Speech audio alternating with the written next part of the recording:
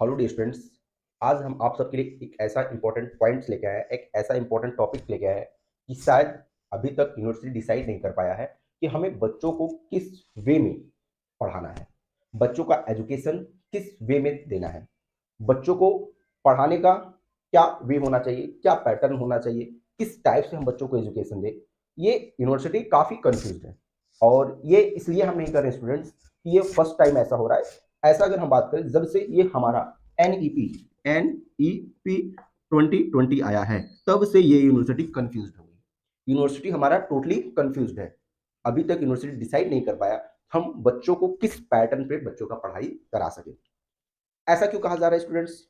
ऐसा इसलिए नहीं कहा जा रहा है मेरा दिमाग खराब हो गया है, मेरा दिमाग खराब हो गया। ऐसा हम इसलिए नहीं करें, ऐसा हम इसलिए करें, इसके लिए मैं प्रॉपर रीजन के साथ आज आप सबके लिए आए हैं, आज आप सबके पास आए हैं कि जहां पे हम बात करने वाले हैं कि जब से एनईपी आया है तब से बच्चों के साथ कुछ ऐसी घटनाएं घटित हो रही हैं।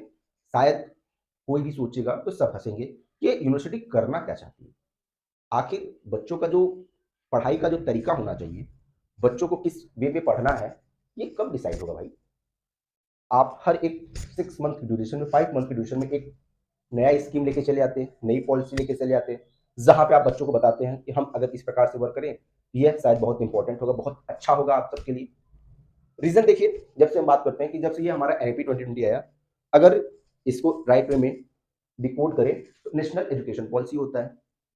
ठीक है, नेशनल एजुकेशन पॉलिसी 2020 आया तो क्योंकि ये नई पॉलिसी है, इसको न्यू एजुकेशन पॉलिसी कर सकते हैं, कर सकते हैं। लेकिन इसके साथ साथ इसको एक वे में और हम डिकोड कर सकते हैं, नो एजुकेशन पॉलिसी। जी हाँ स्टूडेंट्स, नो एजुकेशन पॉलिसी, ये वो नो की बात नहीं कर रहे हैं बेटा, हम ये इस नो की बात करें जहां पे एजुकेशन की क्या पॉलिसी होनी चाहिए ये अभी तक डिसाइडेड नहीं है। क्यों नहीं?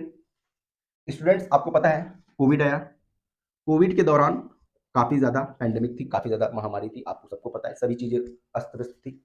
तो उसके दौरान जैसे ही हमारे 2020 के एग्जाम हुए, एनुअल एग्जाम, 2021 में यूनिवर्सिटी ने नई चीज लेके चला है, वो कह दिया कि जो न्यू एजुकेशन पॉलिसी है अब हम उसको लागू कर रहे हैं। ठीक है भैया, लागू कर दिए। लागू करने के मिला क्या? मिला ये स्टूडेंट्स, जब भी एग्जाम होता है, जब भी एग्जाम होता है तो बच्चों को, ये स्टूडेंट्स को ये पता ही नहीं होता कि एग्जाम हमारा ऑब्जेक्टिव होने वाला है, हमारा एग्जाम रिटेन होने वाला है, हमारा एग्जाम 2 घंटे का होगा, हमारा एग्जाम 3 घंटे का होगा। अरे भाई, एग्जाम होगा कैसे ये बच्चों को पता ही नहीं। कैसे होगा ये बच्चों को पता नहीं। पता कब चलता है? जब एग्जाम से 1 महीने पहले की डेट आ जाती है।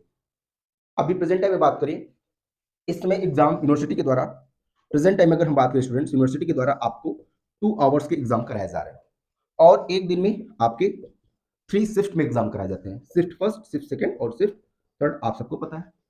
3 शिफ्ट में 2 घंटे का एग्जाम हो रहा है। अब जो हमारी यूनिवर्सिटी है, जितने भी इवेंट सेमेस्टर के स्टूडेंट्स हैं, इवेंट सेमेस्टर के स्टूडेंट्स हैं, उनके लिए एक नई पॉलिसी लेके आ रही है, नया चीज लेके आ रहा है। वो कह रहा है कि जो हम इवेंट सेमेस्टर का एग्जाम होगा हम उसको ऑब्जेक्टिव कराएंगे। जी हाँ स्टूडेंट्स, यह कहा जा रहा है कि हम एग्जाम ऑब्जेक्टिव कराएंगे। ऑब्जेक्टिव कराने से प्रॉफिट क्या होगा? बच्चे कंसेप्ट डेवलप करेंगे, हमारा रिजल्ट टाइम पे जारी होगा, हमें ज्यादा मेहनत नहीं करनी पड़ेगी, जो सेशन डिले होता है वो सभी चीजें हमारी ट्रैक पे आ जाएंगी। अभी जब फर्स्ट टाइम स्टूडेंट्स, जब पॉलिसी आई थी तो यूनिवर्सिटी ने एग्जाम ऑब्जेक्टिव लिया था, यूनिवर्सिटी ने एग्जाम ऑब्जेक्टिव लिया था। उस समय भी आपको 4 ऑप्शंस होते थे, 1 ऑप्शन को करेक्ट करना था। जब एनईपी फर्स्ट टाइम लागू हुआ था उस दौरान जो 6 मंथ में एग्जाम हुआ था, उस दौरान इस प्रकार से काफी, उस दौरान हंगामा हुआ, बच्चों का दर स्ट्राइक किया गया। फिर फर्स्ट सेमेस्टर में एग्जाम लेने के बाद सेकंड सेमेस्टर में उसको बैक ले लिया गया पॉलिसी।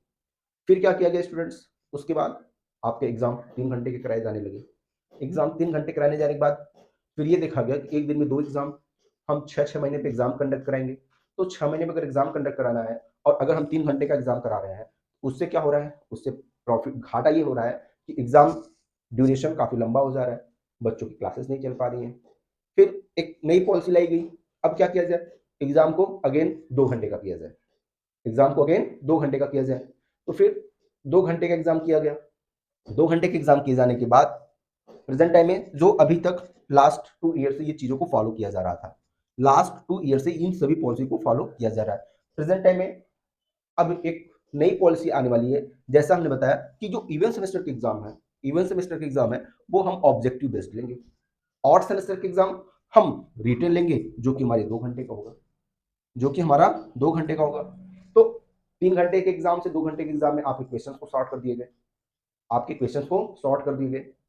अब कंडीशन ये बनती है स्टूडेंट्स कॉलेज में, ऑन पेपर पढ़ाई तो बहुत होती है, बट जब हम रियलिटी में आते हैं, ग्राउंड पे आते हैं, तो वहाँ पे पता चलता है कभी इस कॉलेज में कंडोलेंस हो जा रहा है, कभी एग्जाम में टीचर कॉपी चेक करने के चले जा रहे हैं, कभी टीचर प्रैक्टिकल लेने के लिए चले जा रहे हैं, फिर teacher mid term exam conduct करा रहे हैं, फिर टीचर वाइवा ले रहे हैं, स्कूल में कॉलेज में कुछ ना कुछ फंक्शंस हो रहे हैं।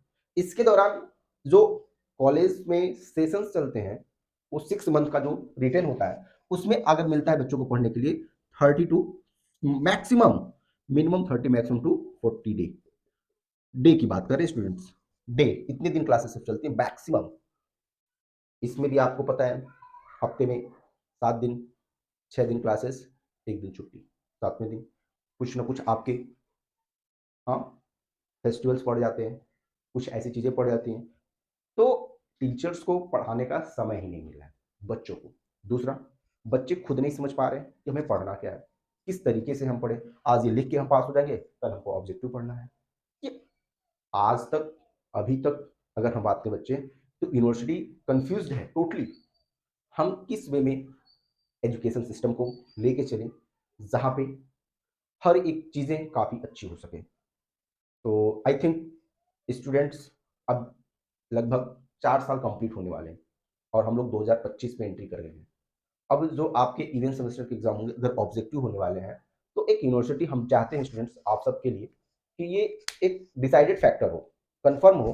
अच्छा, हमें फर्स्ट सेमेस्टर रिटेन देना है, सेकंड सेमेस्टर ऑब्जेक्टिव देना है, फर्स्ट सेमेस्टर ऑब्जेक्टिव देना है, सेकंड सेमेस्टर रिटेन, क्या पता नेक्स्ट सेमेस्टर में अब आपको फिर से यूनिवर्सिटी का दे, ऐसा है चलो हम दोनों से सेमेस्टर आपका ऑब्जेक्टिव करा देते हैं। ओह, ये बार सक्सेस नहीं हुआ, चलो फिर नेक्स्ट पॉलिसी लाते हैं, दोनों बार फिर से रिटेन कराना स्टार्ट कर देते हैं। तो इससे क्या होता है, पढ़ाई काफ़ी डिसबैलेंस्ड हो जा रही है, बच्चे कंफ्यूज्ड हो रहे हैं।